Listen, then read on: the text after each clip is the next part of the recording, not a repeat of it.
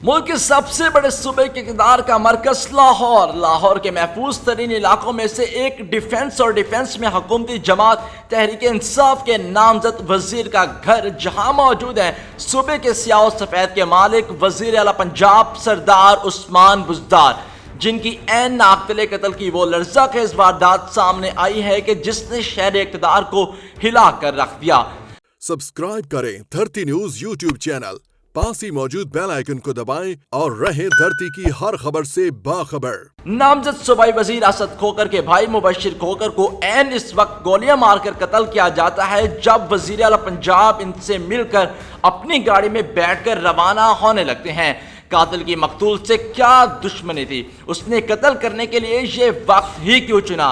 क्या सिक्योरिटी इतनी नाकाम हो चुकी कि वजीर आला के सामने कत्ल की वारदात हो? अगर खुदा न खास्ता यही हदफ वजीर आला पंजाब होते तो? नाज़रीन, ये ऐसे सवालात हैं जिनके जवाब हम इस वीडियो में जानने की कोशिश करेंगे। लाहौर में पंजाब के नामजद वजीर असद खोकर के बेटे के वलीमे की तकरीब में वजीर आला पंजाब सरदार उस्मान बुज़दार की मौजूदगी में फायरिंग का वाक़या पेश आया, जिसमें असद खोकर के भाई मुबशिर खोकर फायरिंग से जहां बाग हो गए। ऐन शाहिद के मुताबिक वजीर आला वापसी के लिए कार में बैठे ही थे कि फायरिंग का वाक़या पेश आया, जबकि फायरिंग का वाक़या वजीर आला की कार से चंद गज के फासले पर हुआ। जैसे ही नामजद सूबाई वजीर समेत तीनों भाई वजीर आला पंजाब को गेट पर छोड़ने आए तो फायरिंग का वाक़या पेश आया। पुलिस के मुताबिक मकतूल मुबशिर खोकर का पोस्टमार्टम मुकम्मल कर लिया गया, जिसकी रिपोर्ट के मुताबिक मुबशिर खोकर को बाईं आंख पर गोली करीब से मारी गई जो आर पार हो गई।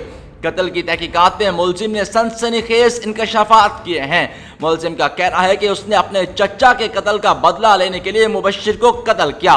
मुलजिम नाजिम ने इब्तदाई तफ्तीश में बताया कि शादी में 8:15 बजे आया, सिक्योरिटी ने चेक नहीं किया, मेहमानों के साथ ही जाकर बैठ गया था।